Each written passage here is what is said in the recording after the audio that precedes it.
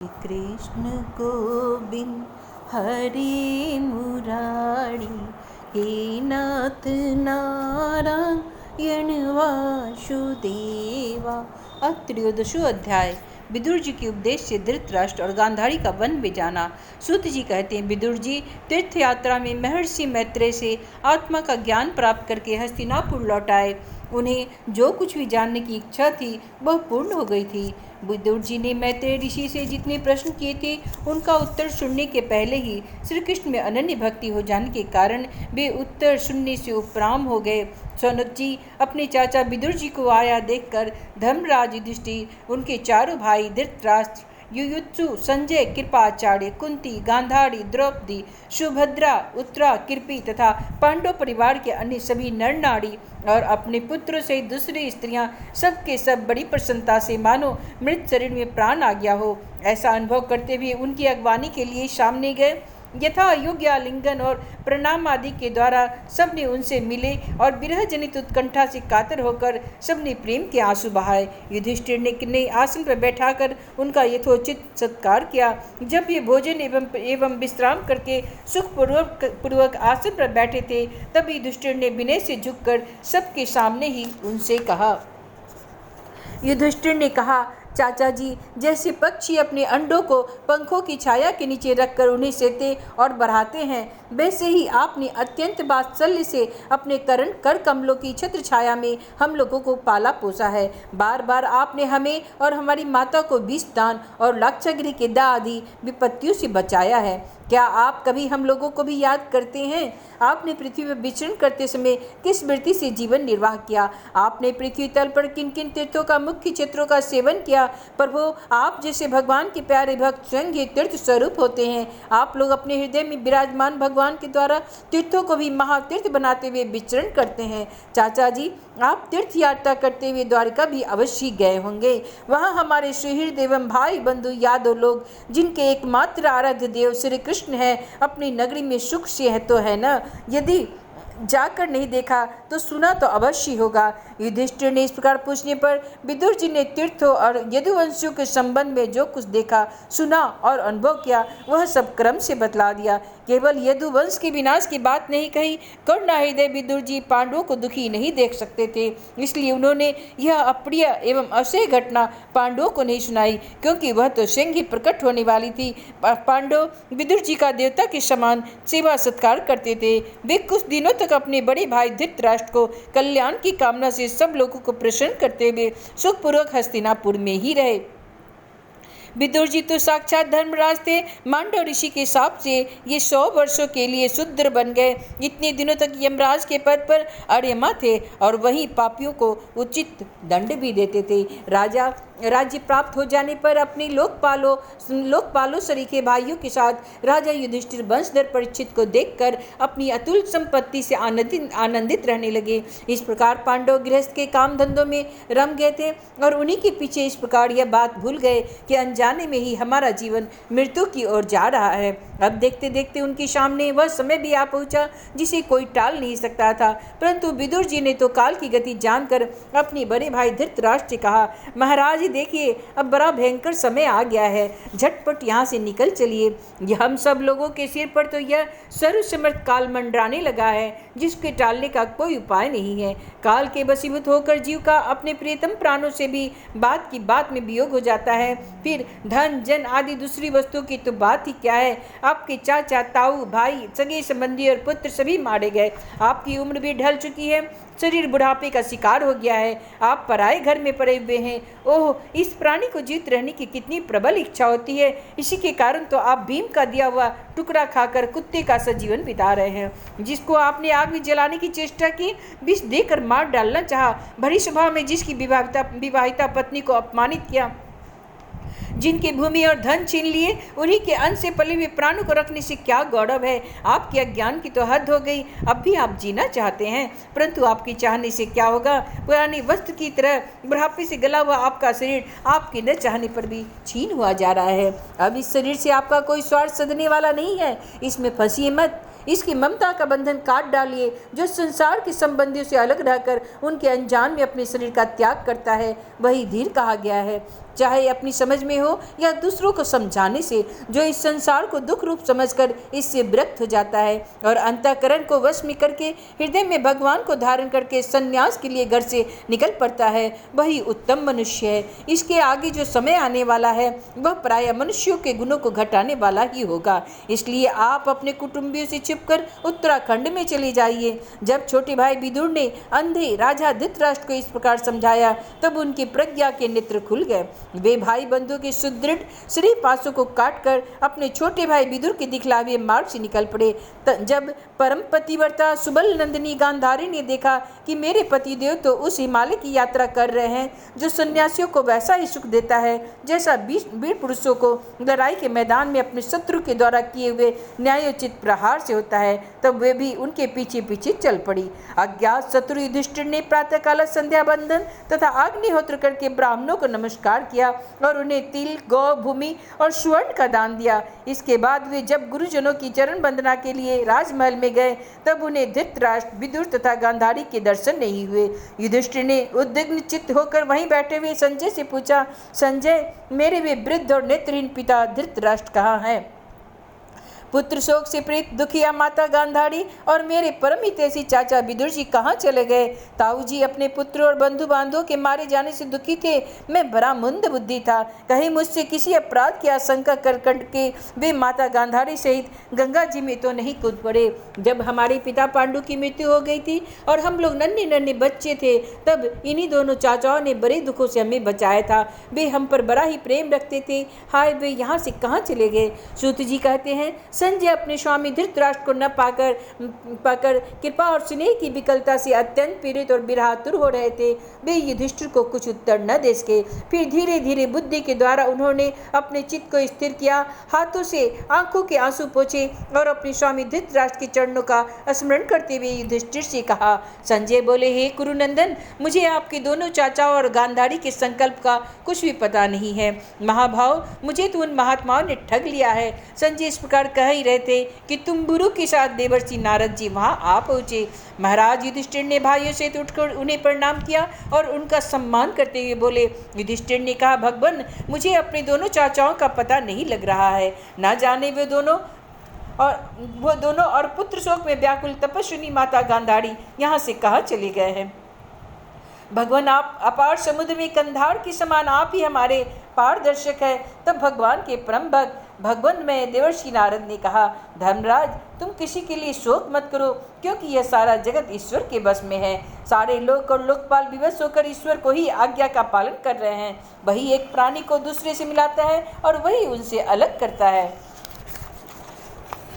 जैसे बैल बड़ी रस्सी से बंधे और छोटी रस्सी से नथे रहकर अपने स्वामी का भार ढोते हैं, उसी प्रकार मनुष्य भी वर्णाश्रम आदि अनेक प्रकार के नामों से वेद रूप रस्सी से बंध कर ईश्वर की ही आज्ञा का अनुसरण करते हैं। जैसे संसार में खिलाड़ी की इच्छा से ही खिलौनों का संयोग और वियोग होता है, वैसे ही भगवान की इच्छा से मनुष्य का मिलना और बिछुड़ना होता है। तुम लोगों की जीव रूप से नित्य मानो या देह रूप से अनित्य, अथवा जड़ रूप से अनित्य और चेतन रूप से नित्य, अथवा शुद्ध ब्रह्म रूप से नित्य अनित्य कुछ भी न मानो। किसी भी अवस्था में मोहजन्य आसक्ति के अतिरिक्त वे शोक करने योग्य नहीं है। इसलिए हे धर्मराज, वे दीन दुखी चाचा चाची असहाय अवस्था में मेरे बिना कैसे रहेंगे? इस अज्ञान जन्य मन की विकलता को छोड़ दो। यह पांच भौतिक शरीर काल, कर्म और गुणों के वश में है। अजगर के मुंह में पड़े हुए पुरुष के समान यह पराधीन शरीर दूसरों की रक्षा ही क्या कर सकता है? हाथ वालों के बिना हाथ वाले, चार पैर वाले पशुओं के बिना पैर वाले और उनसे भी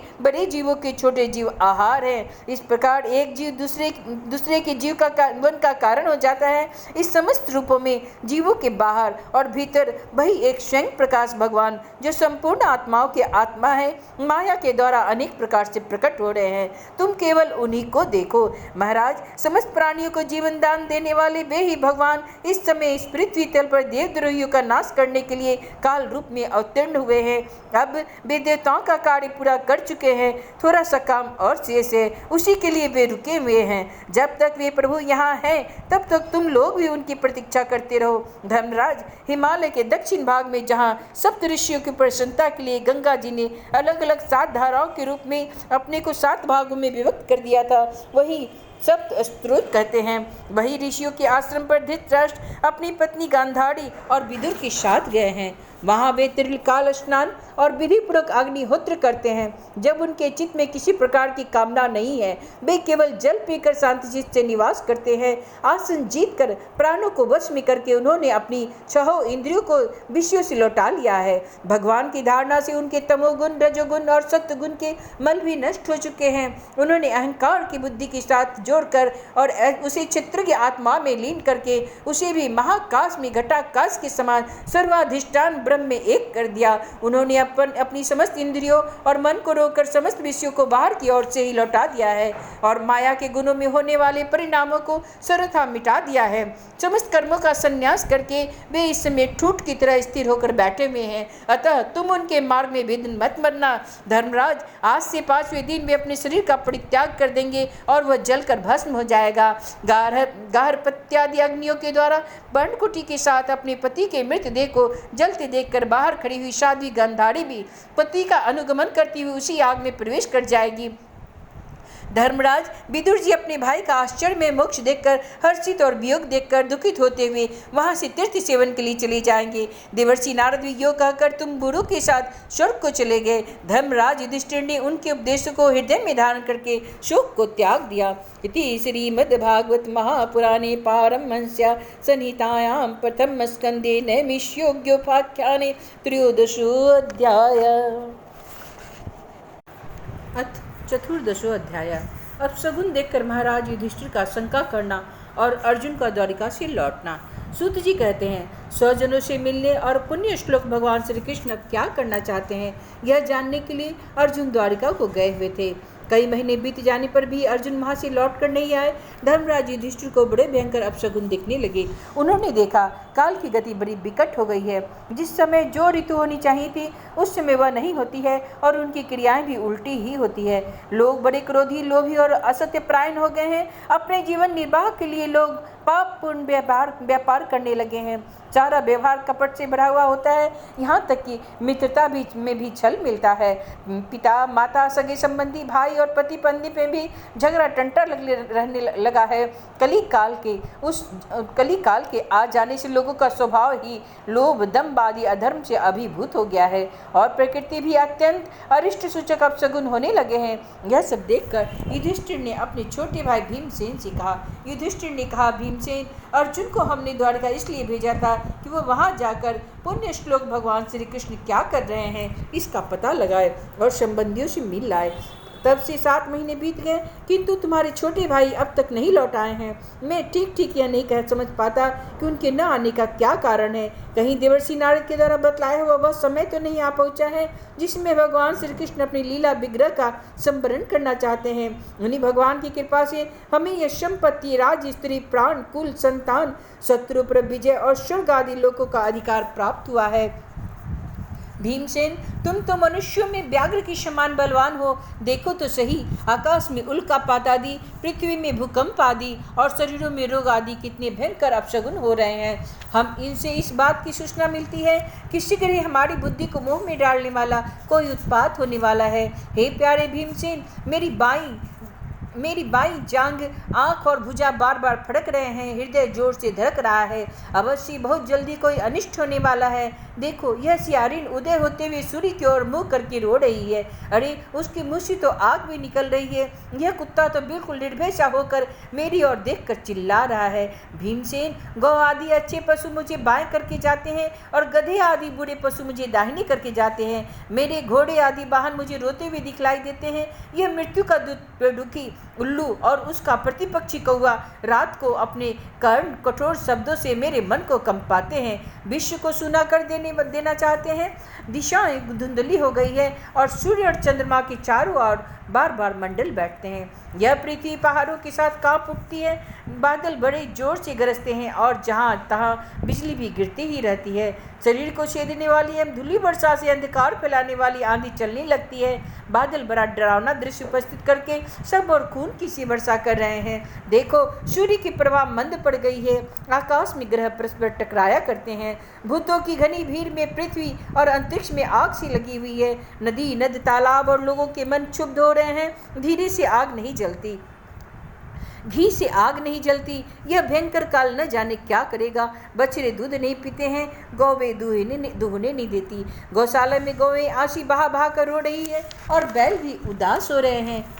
देवताओं की मूर्तियां रोज ही रही है, उनमें से पसीना चूने लगता है, वे हिलती डुलती भी हैं। भाई, ये देश, गांव, शहर, बगीचे, खाने और आश्रम श्रीहीन और आनंद रहित हो गए हैं। पता नहीं ये हमें किस दुख की सूचना दे रहे हैं। इन बड़े बड़े उत्पातों को देखकर मैं ऐसा समझता हूँ कि निश्चय ही यह भाग्यहीना भूमि भगवान के उन चरण कमलों से, जिनका सौंदर्य तथा जिनकी ध्वजा ब्रज, अंकुश आदि, वृक्षचिन्ह आदि और किसी में भी कहीं से भी नहीं रहित हो गई है। सौनको राजा युधिष्ठिर इन भयंकर उत्पातों को देखकर मन ही मन चिंतित हो रहे हैं और द्वारिका से लौटकर अर्जुन आए हैं। युधिष्ठिर ने देखा अर्जुन इतने आतुर हो रहे हैं जितने पहले कभी देखे नहीं गए हैं। मुंह लटका हुआ है, कमल सरीखे नेत्रों से आंसू बह रहे हैं और शरीर में बिल्कुल भी कांति नहीं है।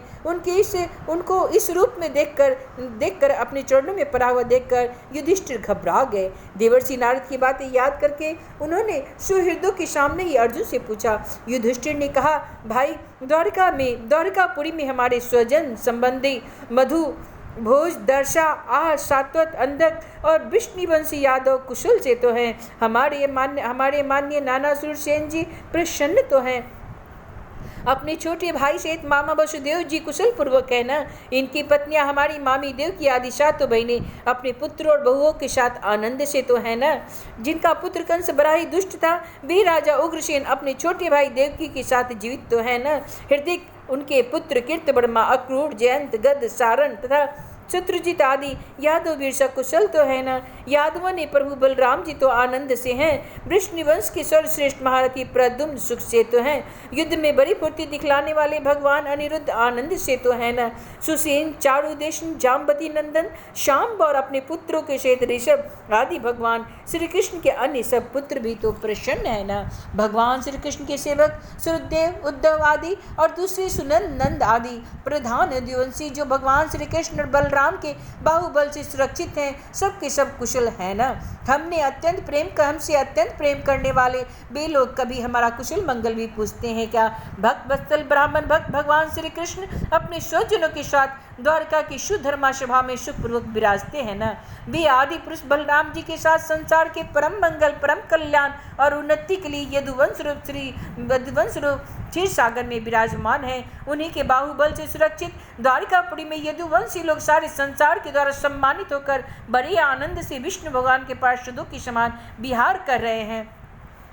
सत्यभामा आदि 16,000 रानियां प्रधान रूप से उनके चरण कमलों की सेवा में ही रत रहकर उनके द्वारा युद्ध में इंद्र आदि देवताओं को भी हराकर इंद्राणी के भोग योग्य तथा उन्हीं को अभिष्ट पारिजात आदि वस्तुओं का उपभोग करती है। यदुवंशी वीर श्री कृष्ण के बाहुदंड के प्रभाव से सुरक्षित रहकर निर्भय रहते हैं और बलपूर्वक लाई हुई बड़े बड़े देवताओं के बैठने योग्य सुधर्मा सभा को अपने चरणों में आक्रांत करते हैं। भाई अर्जुन, यह भी बताओ, तुम संत कुशल से हो न, क्योंकि तुम तो श्रीहीन से दिख रहे हो। वहाँ बहुत दिनों तक रहे, कहीं तुम्हारे सम्मान में किसी प्रकार की कमी तो नहीं हुई, किसी ने तुम्हारा अपमान तो नहीं कर दिया, कहीं किसी ने दुर्भाग्यपूर्ण अमंगल शब्द आदि के द्वारा तुम्हारा चित्त तो नहीं दुखाया, अथवा किसी आशा से तुम्हारे पास आए हुए याचकों को उनकी मांगी हुई वस्तु अथवा अपनी ओर से कुछ देने की प्रतिज्ञा करके भी तुम नहीं दे सके। तुम सदा शरणागतों की रक्षा करते आए हो। कहीं किसी भी ब्राह्मण, बालक, गौ, बूढ़े, रोगी, अबला अथवा अन्य किसी प्राणी का जो तुम्हारी शरण में आया हो तुमने त्याग तो नहीं कर दिया। कहीं तुमने अगम्य स्त्री से समागम तो नहीं किया अथवा गमन करने योग्य स्त्री के साथ असत्कार पूर्वक समागम तो नहीं किया।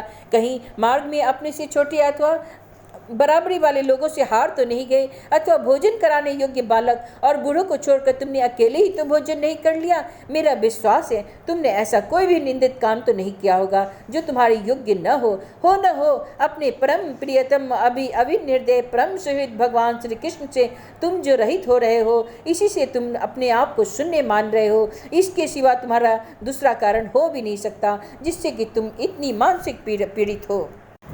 इति श्रीमद्भागवत महापुराणे पारमहंस्यां संहितायां प्रथम स्कंदे युधिष्ठिरवितर्को नाम चतुर्दशोऽध्याय। अथ पंचदशोऽध्याय। कृष्ण विरह व्यतीत पांडवों का परीक्षित को राज्य देकर स्वर्ग सिधारना।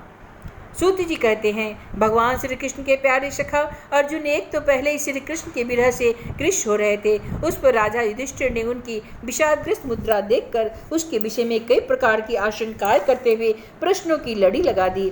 शोक से अर्जुन का मुख और हृदय कमल सूख गया था, चेहरा फीका पड़ गया था। वे उन्हीं भगवान श्री कृष्ण के ध्यान में ऐसे डूब रहे थे कि बड़े भाइयों के प्रश्नों का कुछ भी उत्तर न दे सके। श्री कृष्ण की आंखों से ओझल हो जाने के कारण वे बड़े ही प्रेम जनित उत्कंठा के परवश हो रहे थे। रथ हाँकने, टहलने आदि के समय भगवान ने उनके साथ जो मित्रता, अभिन्न हृदयता और प्रेम से भरे हुए व्यवहार किए थे, उनकी याद पर याद आ रही थी। बड़े कष्ट से उन्होंने अपने शोक का बेग रोका और अपने हाथों से नेत्रों के आंसू पोंछे। फिर रुंधे हुए गले से अपने बड़े भाई महाराज युधिष्ठिर से कहा। अर्जुन बोले, महाराज मेरे भाई अथवा अत्यंत घनिष्ठ मित्र का रूप धारण करके श्री कृष्ण ने मुझे ठग लिया। मेरा जिस प्रबल पराक्रम से बड़े बड़े देवता भी आश्चर्य में डूब जाते थे, उससे श्री कृष्ण ने मुझसे छीन लिया। जैसे यह शरीर प्राण से रहित होने पर मृतक कहलाता है, वैसे ही क्षण भर के वियोग से यह संसार अप्रिय दिखने लगता है। उनके आश्रम से द्रौपदी स्वयंवर में राजा दुष्प्रद के घर आए हुए कामोन्मत्त राजाओं का तेज मैंने हरण कर लिया था। धनुष पर बाण चढ़ाकर मत्स्य वेद किया और इस प्रकार द्रौपदी को प्राप्त किया था। उनकी सन्निधि मात्र से मैंने समस्त देवताओं के साथ इंद्र को अपने बल से जीतकर अग्निदेव को उनकी तृप्ति के लिए खांडव वन का दान कर दिया था। और मैं दानों की निर्माण हुई थी, अलौकिक कला कौशल से युक्त मायामयी सभा प्राप्त की और आपके यज्ञ में सब ओर से आकर राजाओं ने अनेकों प्रकार की भेंटें समर्पित की। 10,000 हाथियों की शक्ति और बल से संपन्न आपके इन छोटे भाई भीमसेन ने उन्हीं की शक्ति से राजाओं के सिर पर पैर रखने वाले अभिमानी जरासंध का वध किया था। तदंतर उन्हीं भगवान ने उन बहुत से राजाओं से मुक्त किया जिन्होंने जरासंध ने महाभैरव यज्ञ में बलि चढ़ाने के लिए बंदी बना रखा था। उन सब राजाओं ने आपके यज्ञ में अनेकों प्रकार के उपहार दिए थे।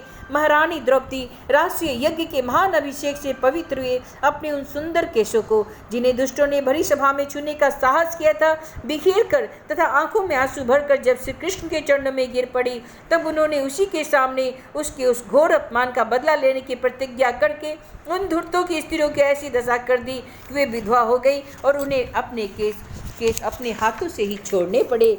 वनवास के समय हमारी बैरी दुर्योधन के षड्यंत्र से 10,000 शिष्यों को साथ बिठाकर भोजन कराने वाले महर्षि दुर्वासा ने हमें दुष्तर संकट में डाल दिया था। उस समय उन्होंने द्रौपदी के पात्र में बची हुई साग की एक पत्ती को ही भोग लगाकर हमारी रक्षा की। उनके ऐसा करते ही नदी में स्नान करती हुई मुनि मंडली को ऐसा प्रतीत हुआ मानो उनकी तो बात क्या, सारी त्रिलोकी ही तृप्त हो गई थी।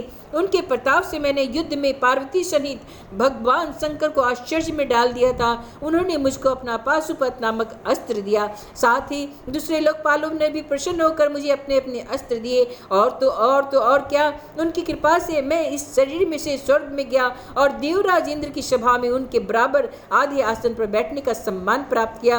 उनके आग्रह से जब स्वर्ग में ही कुछ दिनों तक मैं रहा, तब इंद्र के साथ समस्त देवताओं ने मेरी इन्हीं गांडीव धारण करने वाली भुजाओं का निवात कवच आदि दैत्यों को मारने के लिए आश्रय लिया। महाराज, यह सब जिनकी महती कृपा का फल था, उन्हीं पुरुषोत्तम भगवान श्री कृष्ण ने आज मुझे ठग लिया है। महाराज, कौरवों की सेना भीष्म, द्रोण आदि अजय महामत्स्यों से पूर्ण अपार समुद्र की समान दुस्तर थी, परंतु उनका आश्रय ग्रहण करके अकेले ही रथ पर सवार हो मैं उस पार गया। उन्हीं की सहायता से आपको याद होगा, मैंने शत्रुओं से राजा विराट का सारा गोधन तो वापस ले ही लिया था, साथ ही उनके सिरों पर चमकते हुए मणिमय मुकुट तथा अंगों के अलंकार तक छीन लिए थे। भाई कौरवों की सेना भीष्म, कर्ण, द्रोण, शल्य तथा अन्य बड़े बड़े राजाओं और क्षत्रिय वीरों के रथों से शोभायमान थी। उनके सामने मेरे आगे आगे चलकर वे अपनी दृष्टियों से ही उन महारथी युद्धपतियों की आयु, मन, उत्साह और बल को छीन लिया करते थे। द्रोणाचार्य, भीष्म, कर्ण, भूरिश्रवा, शर्मा, शल्य, जयद्रथ और बराहिक आदि वीरों ने मुझ पर अपने कभी न चुकने वाले अस्त्र चलाए थे, परंतु जैसे हिरण्यकशिपु आदि दैत्यों ने अस्त्र शस्त्र भगवत भक्त प्रहलाद का स्पर्श नहीं करते थे, वैसे ही उनके शस्त्रास्त्र मुझे छू तक नहीं सके। यह श्री कृष्ण के भुजदंडों की छत्र छाया में रहने का ही प्रभाव था। श्रेष्ठ पुरुष संसार से मुक्त होने के लिए जिनके चरण कमलों का सेवन करते हैं, अपने आप तक को दे डालते हैं, उन भगवान को मुझ दुर्बुद्धि ने सारथी तक बना डाला। जिस समय मेरे घोड़े थक गए थे और मैं रथ से उतरकर पृथ्वी पर खड़ा था, उस समय बड़े बड़े महारथी शत्रु भी मुझ पर प्रहार न कर सके, क्योंकि भगवान श्री कृष्ण के प्रभाव से उनकी बुद्धि मारी गई थी। महाराज, माधव के उन्मुक्त और मधुर मुस्कान से युक्त विनोद भरे हम एवं हृदय स्पर्शी वचन और उनका मुझे पार्थ, अर्जुन, सखा, कुरुनंदन आदि कहकर पुकारना मुझे याद आने पर मेरे हृदय में उथल पुथल मचा देता है।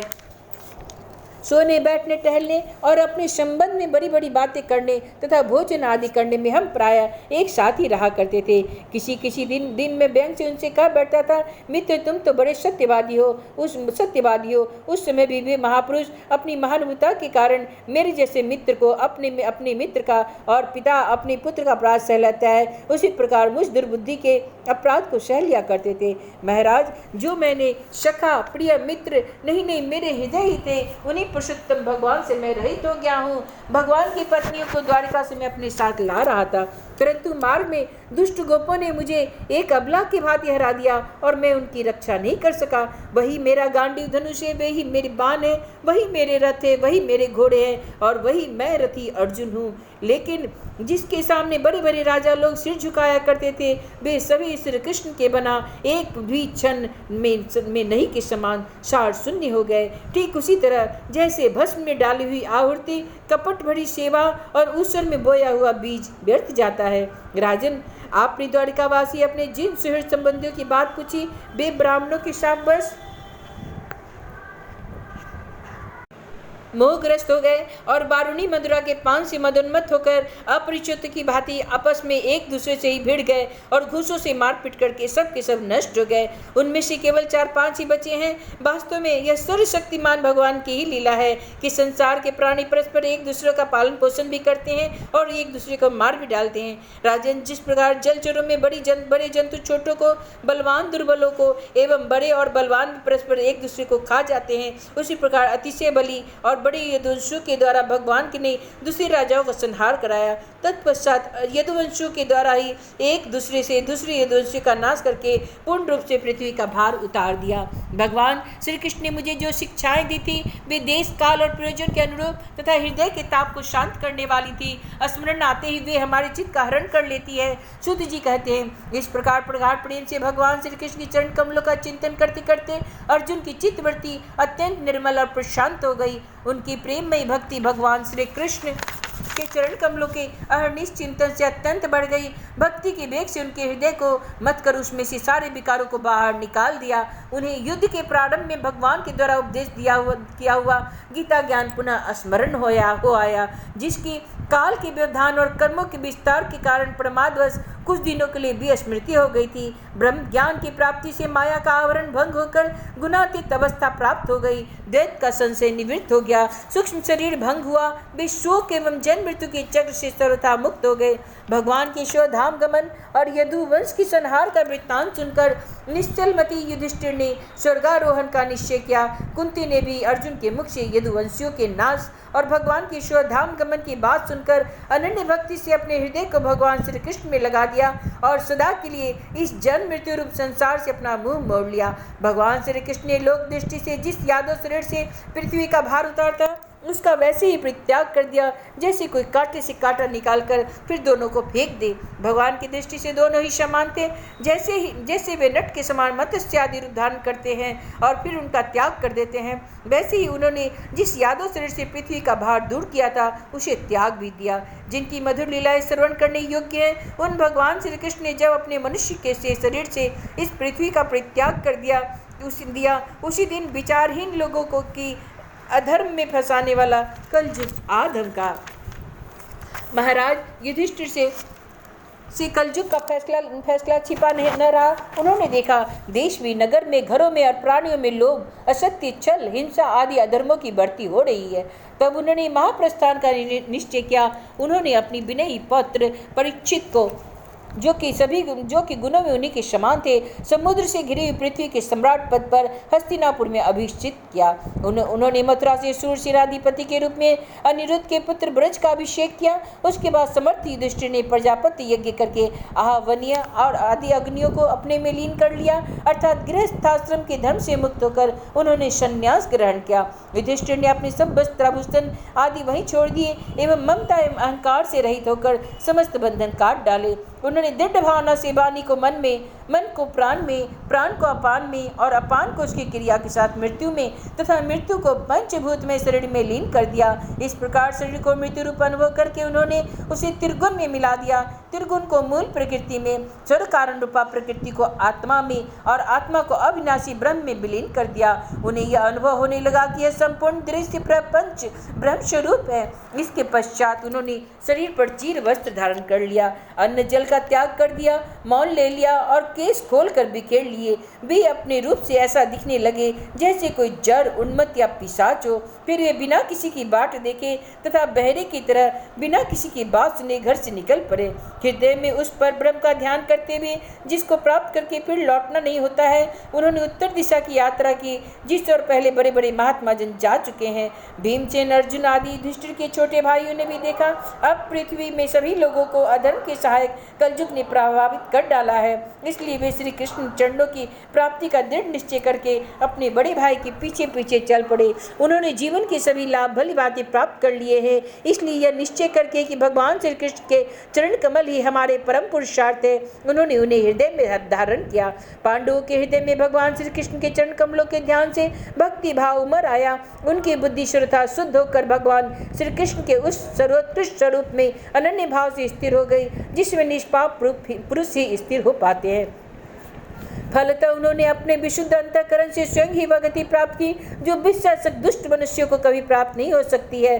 संयमी एवं श्री कृष्ण के प्रेमाभय से मुग्ध भगवान में विदुर जी ने भी अपने शरीर को प्रभास क्षेत्र में त्याग दिया। उस समय उन्हें लेने के लिए आए हुए पितरों के साथ वे लोग अपने लोक को चले गए। द्रौपदी ने देखा अब पांडव लोग निरपेक्ष हो गए हैं, तब वे अनन्य प्रेम से भगवान श्री कृष्ण का ही चिंतन करके उन्हें प्राप्त हो गई। भगवान के प्यारे भक्त पांडवों के महाप्रयाण के इस परम पवित्र और मंगलमय कथा को जो पुरुष श्रद्धा से सुनता है, वह निश्चय ही भगवान की भक्ति तथा मोक्ष प्राप्त करता है।